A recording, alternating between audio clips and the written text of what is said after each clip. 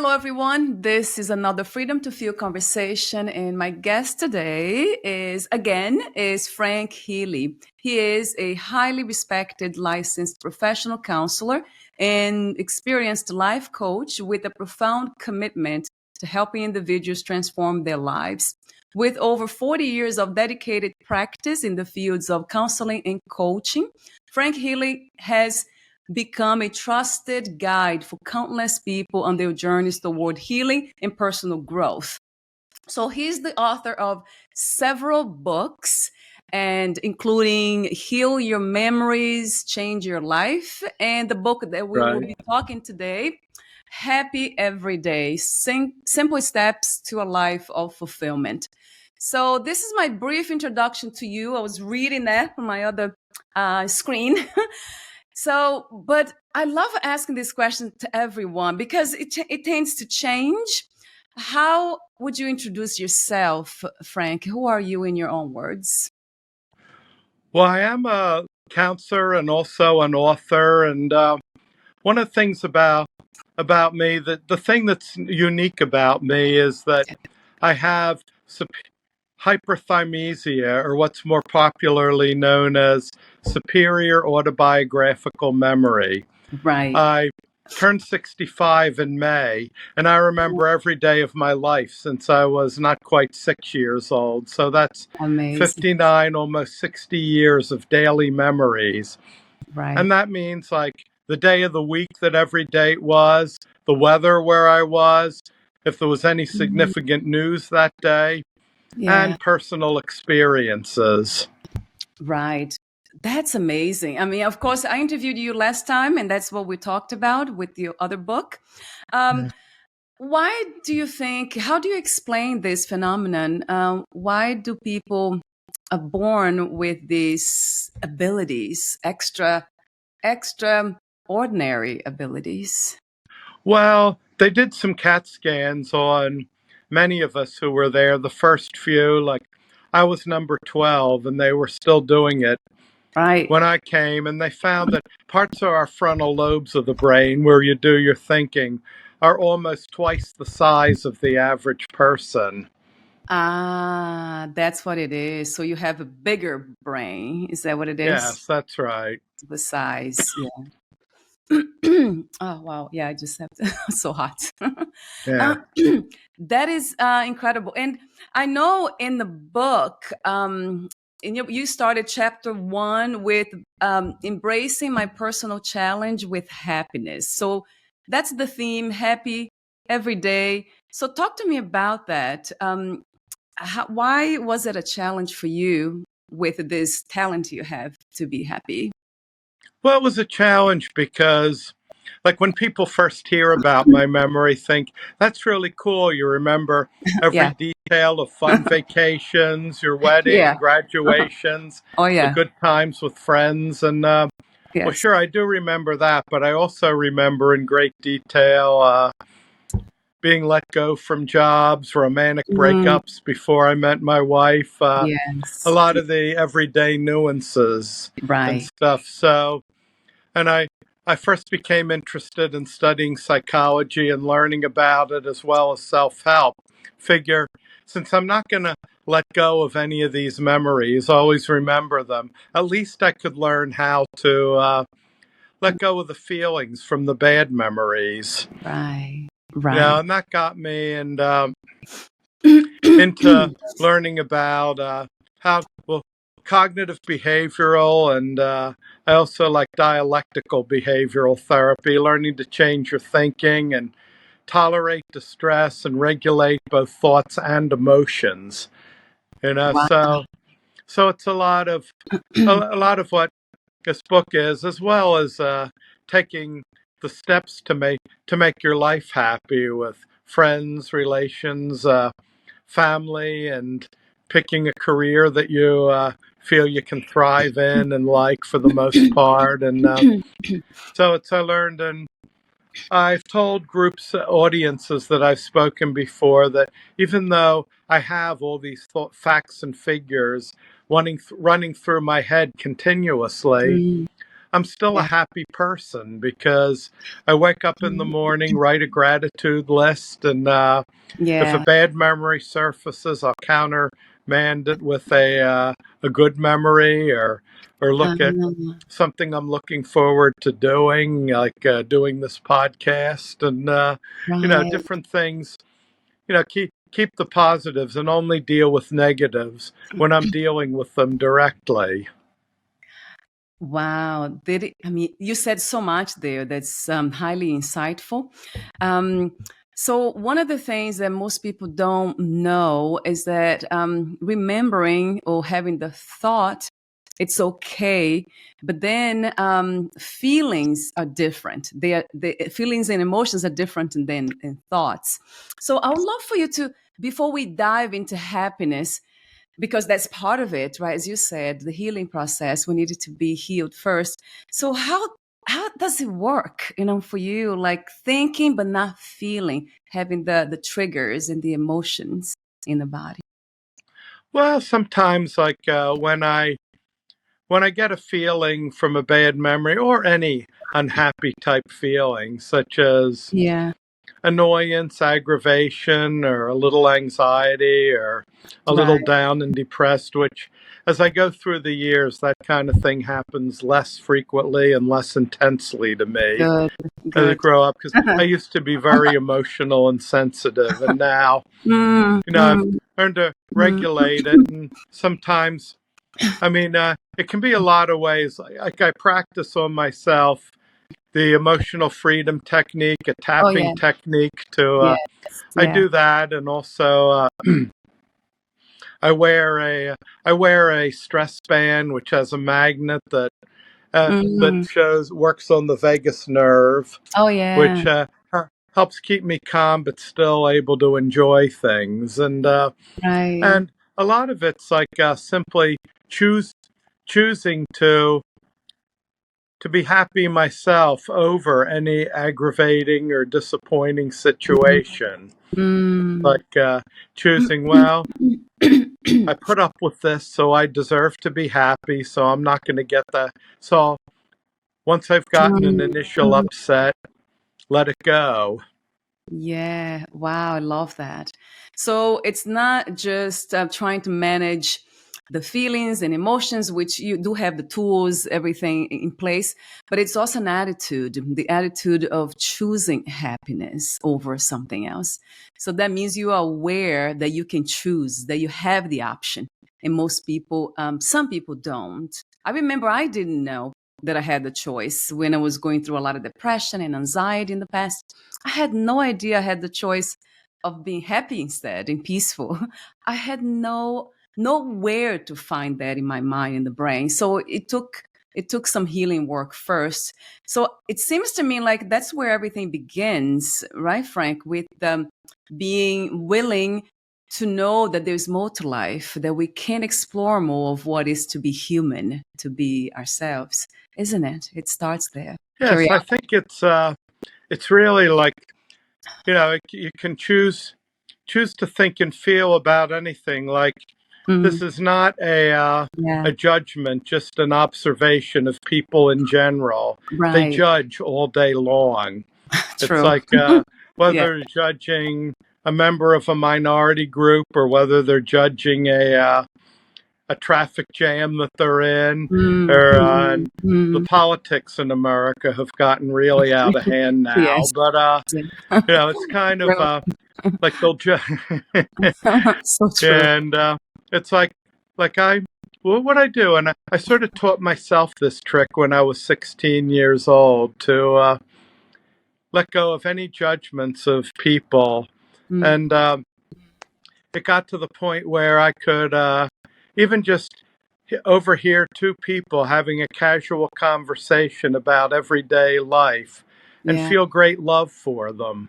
Because it's like most people Yeah. save their compassion for people who've just either been hurt or sick or just got some bad news or something. But I decided if I just let go of judgments and aggravation, and I'll be able to feel loving toward anybody I choose to. And Mm, I'll say that was yeah.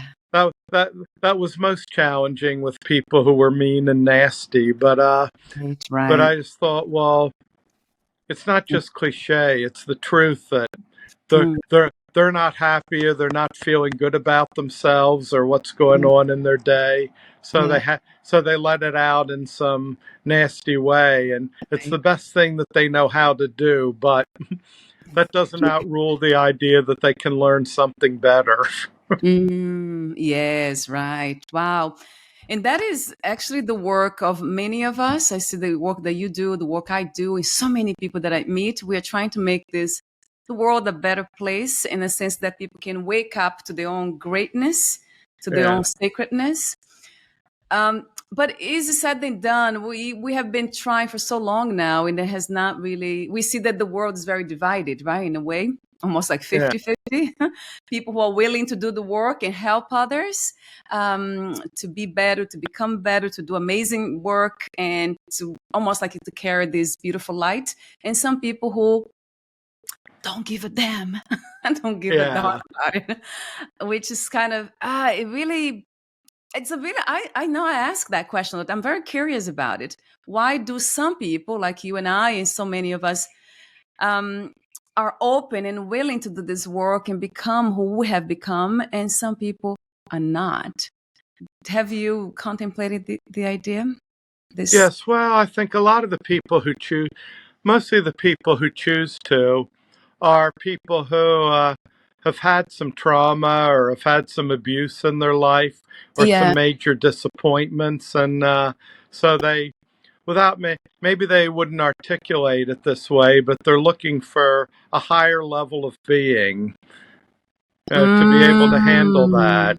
Mm, so in a way, they are looking for a way to be, to experience this life in a in a lighter way, in a more playful way, with more peace. But you're saying that they are not able to. But some of these people, they are aware of healing modalities. They know that they could be doing something. I have friends and I have family members that they are very well aware, and I talk to them too, but they usually push me away and they almost like prefer to stay where they are because they're comfortable there. That's what it feels to me intuitively. That's what I get, that they are afraid to try something different in what they will find. Yeah, it's because people get comfortable where they are. In fact, even in our American Declaration of Independence, right? Well, people will suffer evils while they're Yeah, sufferable, but with King yeah. George, it just got out of hand too much. Mm, mm, And a little metaphor yeah, I'll talk about, yeah. that a story that may have heard. A little boy and his father see a dog laying on the ground whimpering, and the little boy says, "Daddy, why is the dog whimpering?" "Because it's laying down on a nail." And the boy says, "Well, then why doesn't he get up?" And Mm, the father mm, says, mm. "Because it doesn't hurt bad enough yet." Wow. Ah, that's a sad one, isn't it? Because it Yeah. doesn't hurt bad enough. Yeah, so people, even if their lives aren't that happy Yeah. or productive, they stay Mm, with it because of they don't improve because of mm, familiarity and fear of mm. change. That is amazing, Frank. Yeah, thank you for yeah, highlighting this truth because yes, some people, like in my case too, I just changed, decided to make this big change when it hurt bad enough that I Yeah. couldn't really move anymore. I'm like, wait a minute, I gotta make it. Isn't it funny that takes deep pain for us to move forward? I hope it's changing, right? For some of us, we're just choosing that by inspiration and by listening to others in the sense of inspiration. Again, we kind of make that change because we feel almost like compelled to do something to take a path that we never done before. I love curiosity. That's to me, it's one of the foundations of a good life, of a beautiful life. I really feel that way, being curious about everything and asking questions. So maybe that's why I do this.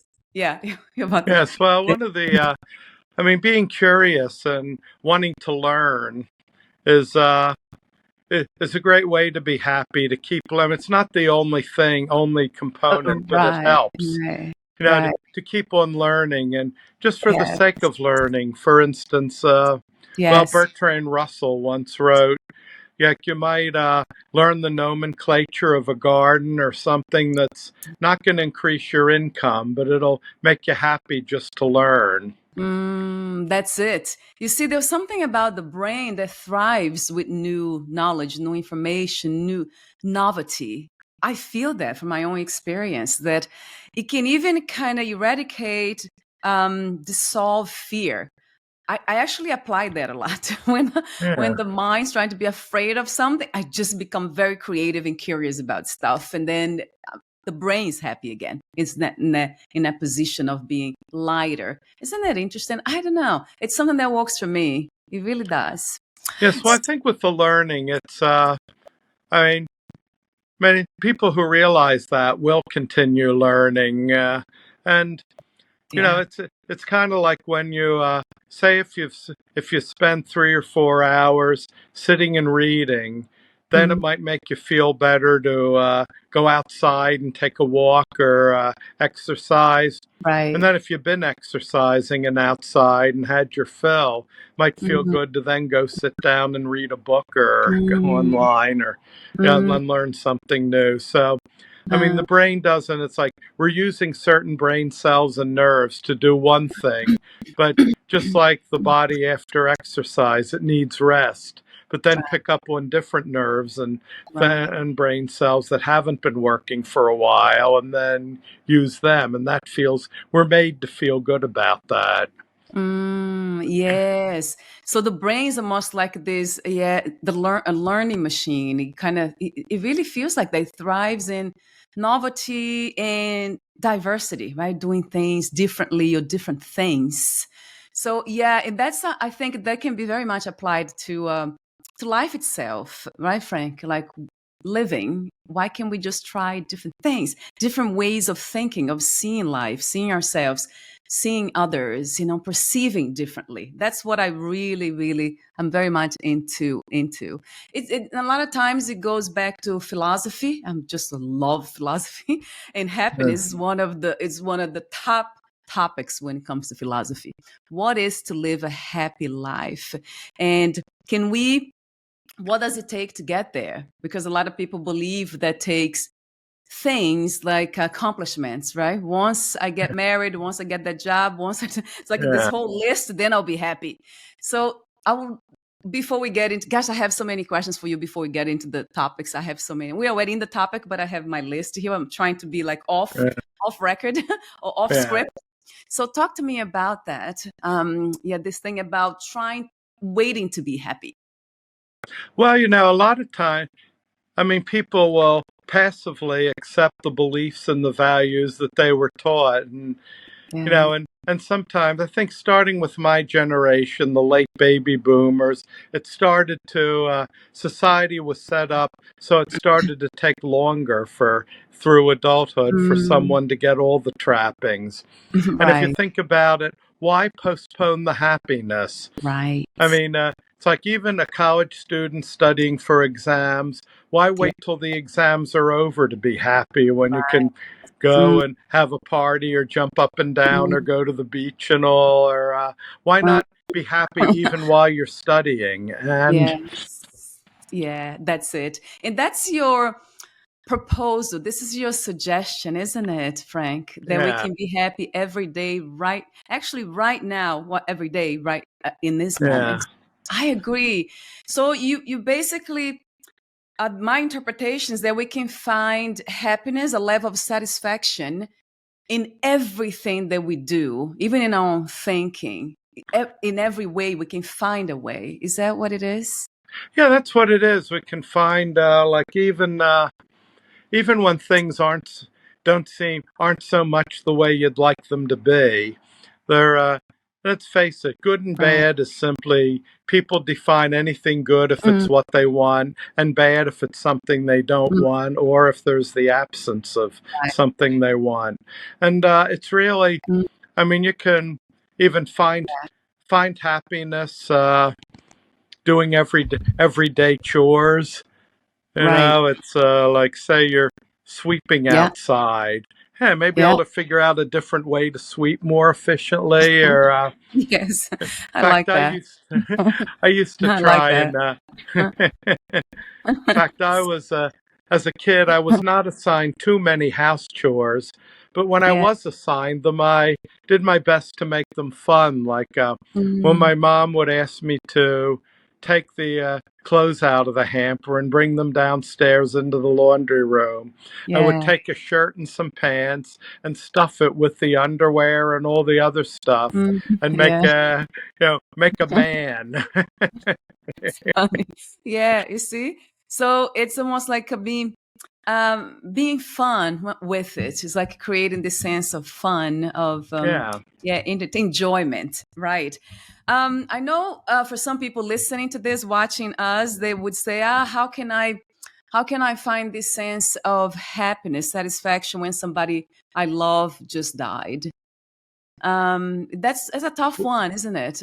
Grief. What's a I have not tough one? experienced. Grief. Yeah. Well, I think with grief, then is the time to accept all of your feelings that Mm, you're having. It's mm, yeah. yeah, accept, and but even with a loss, it doesn't mean you have to be unhappy every waking minute. Right. I Right. mean, you can certainly go through the anger. Maybe you're angry that the paramedics didn't get there on time, or maybe Right. the doctors and nurses should have done a better job. Or you can be angry at your loved one who died because they didn't stop smoking, even when the doctor warned them. And Right. so it Right. could be. Right. And Yeah. then there's all the Yeah. bargaining, all the thoughts you have. How could this have been prevented? And then Mm, there's the stage, depression and mm, sadness, what most of us think of as mourning. And then you get to the final stage, which is acceptance. yeah. We accept that they're gone. And when you get to that stage, it actually can be a way to define that when Mm, you've gotten to that stage is when you think about your lost love, when you feel like more happy that they were in your life at all rather than sad that they're gone mm, so much. And you mm, can bounce back and forth with that. And mm, that's why, mm, well, mm. on June 28th, 2024, my brother died. And it Right. was, and his widow, just for the Mm, first year, she did not want to be consoled at all. She right. just, oh, people say he's with Yeah. God. Oh, well, I want him here. And Yeah. people say that, Yeah. and of course, I think the most Uh, insensitive thing you can say to a bereaved person is you'll get over it. oh, yes. Yes, Right. I prefer to say to Right. people that he or she will always be in your heart, Yeah. and that's Nice. important too. Like we had her over, we went up there for the Mm, anniversary date yeah. for church and a luncheon, Yeah. and then, and then the next day we brought her down to our house for a week, so Um, she could go to the beach and watch the fireworks on the 4th with us, and mm, so she yeah. had a good time, and she entertained us because when she's not sad, she's a really funny, Mm. feisty British woman, and Yes. Yeah. yeah, Oh, cool. yeah. So we did that, but she's still going through a lot of Mm, the anger stage at the end, the sadness, and yeah. I know. So I think when you lost a loved one, eventually, like part of the time you're going to be thinking about, you're so sad that they're gone. But other Right. times you can think of the good times you had. And, well, at first that could be tricky because you also think, yeah, but there won't be any more now. Yeah. But then That's true. eventually you come to, I know, and Yeah. eventually you can come to think that just appreciate the good times you had with them. Yes. I hear wisdom, yeah, through you. Yeah, Yeah. timeless wisdom, beautiful wisdom, nurturing wisdom. Thank you. Yes, a billion times to everything that you said. I want to highlight the acceptance piece. That's a big one, and also gratitude. Yeah, for the moments that we have the opportunity to have what we lost. Yeah. We would lose anything if we didn't have anything. So it's Yeah. good, That's, right? And then also support. I noticed how beautiful you and your family, what you did, bringing her over, So that's crucial too, being supportive of one another. Wow. Yes, I live for these things. Thank you for sharing that. That's beautiful. Because that's one of the biggest, I never lost anyone. My ex-husband died, but we are not together. So I Yeah. didn't really have that strong, I grieved, but it wasn't that bad per se. Yeah. Um, so I don't have the experience, but I have interviewed a lot of people, especially parents who lost their children. And that was so powerful. I felt Oh, it. yeah. They started crying here. And then the children had died maybe years back, 10 years, from that time. But they would still cry. They were still missing them. I think, wow, Frank, that must be like would you say that that's the most painful experience we can have as humans? Losing people Yes, we I love, think it is especially our children? the most painful. It's like, now, of course, my sister-in-law and my mother is still alive at 92, and so now she lost a son. And Yeah, so right, it's really, I right. think that is probably the most painful experience. But even through that, you can, I Mm, mean, I'm not never going to tell anybody how to feel, even though I am a therapist and all. But you can celebrate their life right. too. I mean, I know people that Yes. when a loved one dies, they celebrate Yeah. their life. We're not saying not celebrating because they're gone, but Mhm. celebrating their life. Yes, Yeah, it's yes. Yes, there are cultures like that. You're right. Yeah. Huh. So it's a cultural thing too. It seems like we have, in a sense, some cultures have become a lot more attached and consumed and obsessed with this idea of happiness or being happy all the time. And I know you're not trying to advocate for that, being happy no matter yeah. what, and finding pleasure everywhere and ignoring, pushing away death, pushing away our, true feelings of sadness. So this is not what it's about, right, Frank? Your book No, and that's your way ideas. too I much know it's not. pressure.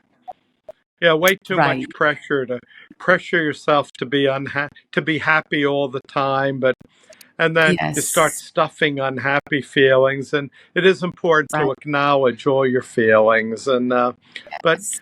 I think that even from an evolutionary perspective, God gave us the the less happy feelings to be felt for only short periods of time. Certainly, Yeah. you're walking across the street, and some motorist doesn't see the light, and you have to run out real quick. You'll get that adrenaline rush and knots in the stomach, but Right. 5 minutes later, that will probably be gone, and Right. that feeling and with the Mm, sadness. I mean, mm. tears can actually be a way of releasing unhappiness. Yeah, Yeah. Mm. they it can be a way of letting it, getting it out of your system. Because I mean, I found that sometimes when I'd be unhappy for a period of time, all of a sudden I'll have a breaking point where I start Yeah. feeling okay and even good, because it's almost like my nerves were too fatigued to do Mm. unhappiness anymore. Of course, I haven't had Yeah. that in more than 30 years since I really started learning how to be happier. Mm, yeah. So thank you for that observation coming from your own experience too, as a therapist, as a beautiful author, and as a human being, that it's not really about being happy every day, every moment, but knowing how to return to it, isn't it? Having That's almost like, right. yeah, the brain's wired to know where home is in a sense. How beautiful. Yes. I love Yes. that. So, That's right. oh yes, yeah, yeah, Frank. Yeah. So it's like, you get these. I mean, I do think that happiness is our baseline. And it's like, Mm, I mean, I know mm, some people need medications because they might have a chemical imbalance or something. But even yeah. if they get the right help with that, happiness can be their baseline too. Mm, It's like, mm, and when we're unhappy, it's because yeah. we've put stuff on top of it. Wow. You see, I love that message because it resonates with me, though, personally. That's exactly how something in me is wired to kind of always return to happiness. I call it joy. That's why my platform is called Fit for Joy. So it's more like joy than happiness in the sense of looking for pleasure. But it has a lot to do with the more I learn about how to use language to explain this, why am I wired to be joyful, and why I believe everyone is too, like you do. We're all wired to be happy. I I believe my theory from my own experience has to do with the heart. When I feel like I'm in alignment with my own heart, when I'm doing the things that I love doing, when I'm around people that I love being around, or places or foods that my body loves to eat because it's healthy, there's something about this alignment that brings this joy spontaneously. Kind of the body can't help it but just be happy. Do you resonate with Yes, that that's too? it. I mean, Is well, yes, I resonate with that. I mean, kids who haven't been through too much trauma or trouble are naturally happy. They wake up in the morning and yeah. might take Yeah. just the sun shining, or if a favorite toy is there, if it's not shining, Mm. and they're happy Yeah. automatically, and they So true. Even so with they're pets, you see that with animals too, right, Frank? yes, Oh that's yeah, right. got it. We know what we're going to say. Is that with animals you said, or okay? With pets Yes, too. that's right. Yeah. Cats. Yeah, they just are automatically, if they're not being hurt in any way, they'll be happy. Right. Ah, wow. So that's so basically everything that the ancient spiritual teachers or spiritual scriptures and healers from ancient times too, and now modern healers from around the world and thinkers, they are right on about this. Is actually what is the idea. It's not to find happiness, but what is blocking, what is suppressing happiness, what is clouding happiness, isn't it? Yes, Wow. whether it's worries or judge judgments. Now, I realize to accomplish just about everything in the outer world, you need to put Yeah. effort out. But with Yes. achieving happiness, a lot of times it can be just letting go of anything that interferes with it. Mm. In Yeah. fact, I Yeah. would even say the same thing of Uh, thing mm, about mystical spirituality. You just let go of anything of your anger, your upset, your fears of not being safe, your needing to control things, and that'll mm, just come when you do mm, that. yeah, the Tao Te Ching is one of them. Taoism, they very much focus on flow, right? Doing what is in front of you, following the flow of life, and not trying to control, try hard to do anything. So, in a sense, it's very simple. It's actually not adding more things to be happy, but actually doing quite the opposite, kind of letting go of feelings, perhaps not memories, but kind of knowing how to dance with everything. It's not moving through them, and it's not really acquiring anything. Because some people believe that's like I said earlier, most people do. I'll be happy when I have the house, when I have. It's Yeah. all about acquiring things in order to be happy, but actually, it's quite the opposite, isn't it? Uh, Yes, hmm. it's really quite the opposite. Like getting, and ironically, when you get happy first, you'll be able to enjoy when Mm. something comes, enjoy it Yes, more than if yes. you're clinging to it to make you Mm, happy. that's it, Frank. Yeah, beautiful. So there's a lot of wisdom in what you write, in the things you say. I mean, I call it timeless wisdom, sacred wisdom. Is that also being, let's say, inspired by spirituality? Are you spiritual, religious in any way? Well, I am a Christian, Mm, and I yeah. believe that you know you. I mean, it really feels good to know you're taken care of, and I don't see God as a martinet or a Yeah. whippersnapper, one false move and you're And then- done. I see it more as when you fall away, sometimes what they call sin, which sin is simply the origins of that word is simply missing the mark. So we all miss the Mm, mark sometimes, but with my mm, faith, you can come right back, because you're forgiven. And yeah.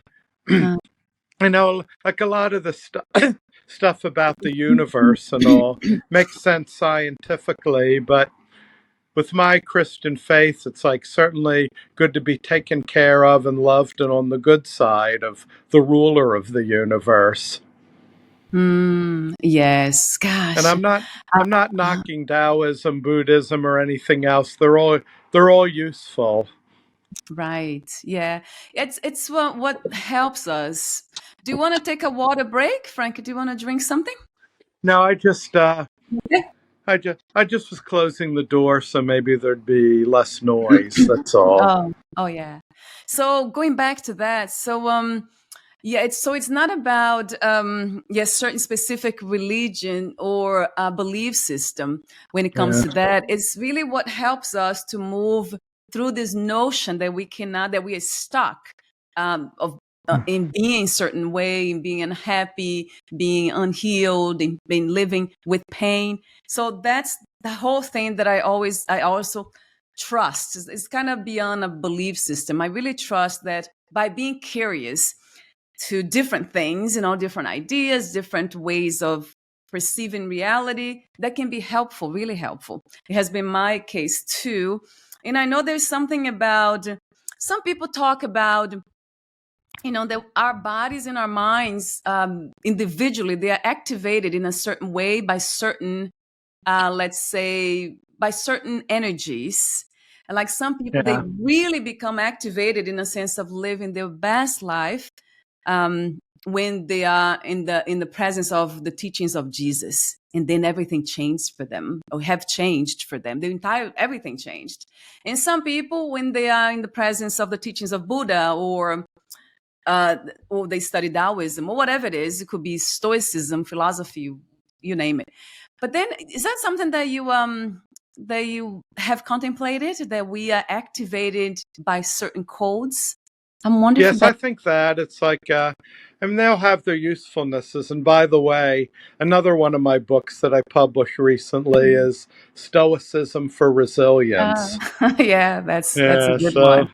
so Yes. of that, and like I think Buddhism is useful for letting go of your Mm, needs for control and for safety mm, and needing to be yeah. liked by others. It's good for Mm, releasing and letting mm, go, and Hinduism, a lot of this law of attraction and the secret originated with yeah. Hinduism, so that Oh, we can manipulate energy with our thoughts, and who knows if we have yeah. scriptures and texts that survived through the ages, but I think Mm, there was probably more merging of a lot of that than we're led on to believe. and that is true. So, in a Yeah. sense, there is medicine for all kinds of illnesses, isn't it? Of diseases and Yeah. illnesses. Medicine is here. Yeah, there's Yes, medicine is. Are you talking about physical medicine or more like spirit, or a spiritual spiritual medicine? Okay. medicine. Yeah, Yeah, that's it. I mean, you yeah. just let go of what interferes, and Mm, you'll you'll find great awakening. yes, how beautiful. Have you been a Christian all your life, Frank? Yeah, pretty much. I mean, I was raised Catholic, but now I'm in a Baptist Yeah. church, and but still, with my restless mind, I always Yeah. have to dig deep with everything, and so Yes. I mean, I like Pierre Teilhard de Chardin, some of the Christian mystics. His Mm, idea of you mm, have your physical mm, secular life and your spiritual life, and if you neglect either one right. of them, it's at your own peril. So you got to Yeah. develop in both planes. Yes, beautiful and true. And perhaps that's why the Catholics, I know they have tried that, right? Going one way, ignoring their personal lives, not having that, a wife and kids, a family. And then they have done some things that they are not, let's say, spiritually correct or spiritually, as we know.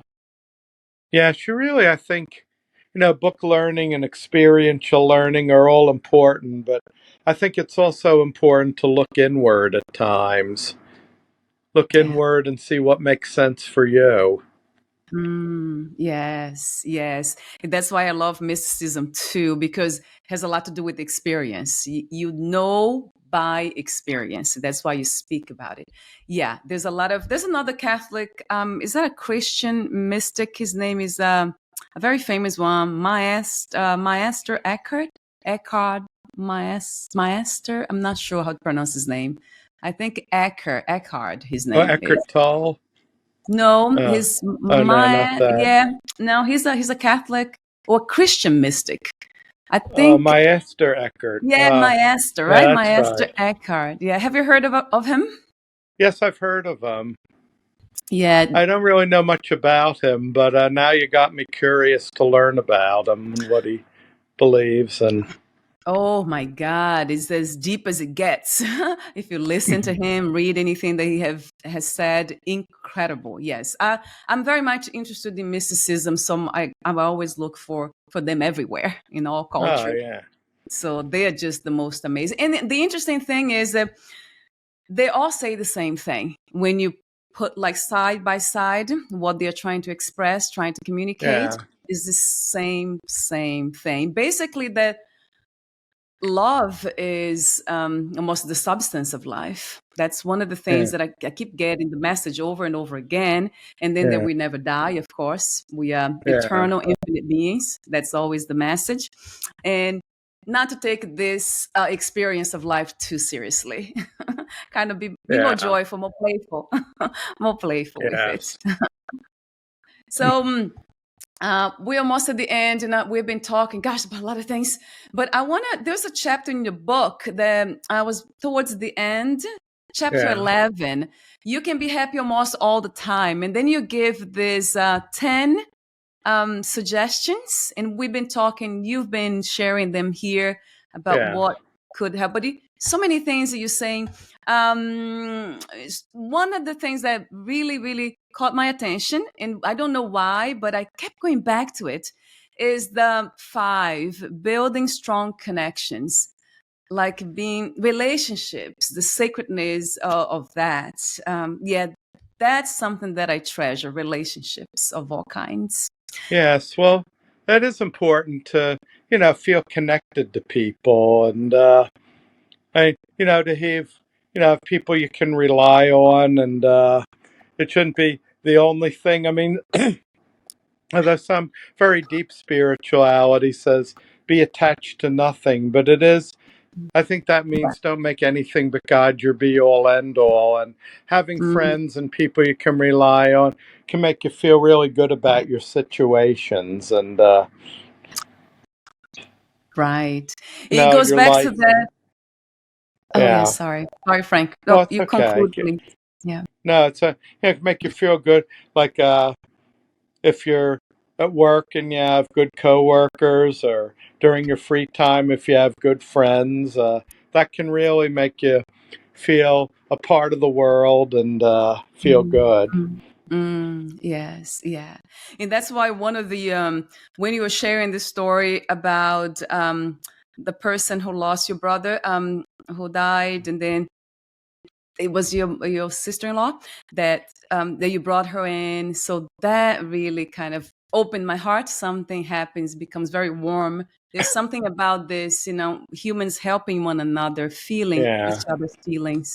There's something it's about that.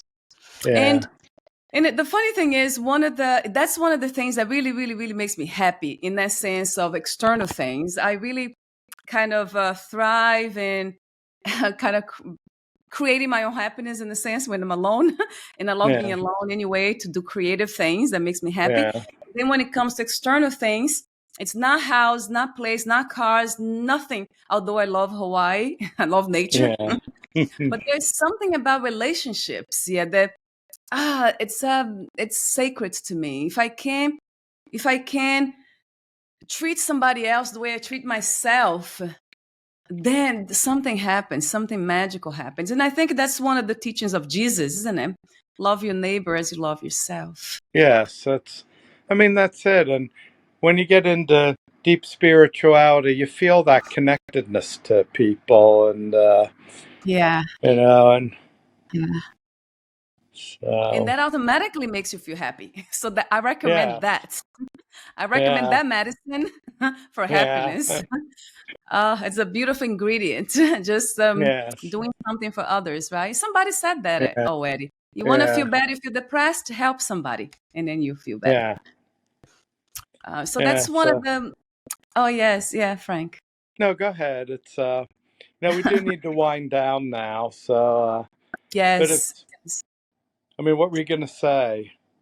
Yeah, so I wanted to just mention that chapter again. So that's one of the things that caught my attention. But before we say goodbye for today, how would you like to end this conversation with all these, everything that we talked about happiness?